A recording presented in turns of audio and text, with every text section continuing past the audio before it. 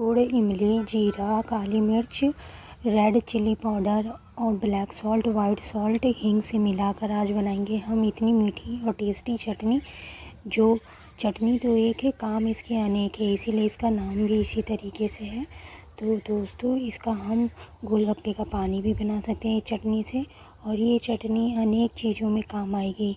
समोसे के साथ, पकौड़ों के साथ इस चटनी का यूज़ कीजिए और आप खाइए। इसे बनाना भी बहुत ही आसान है और ये झटपट बनकर रेडी हो जाता है। इसे स्टोर करके आप फ्रिज में 1 मंथ तक भी रख सकते हैं।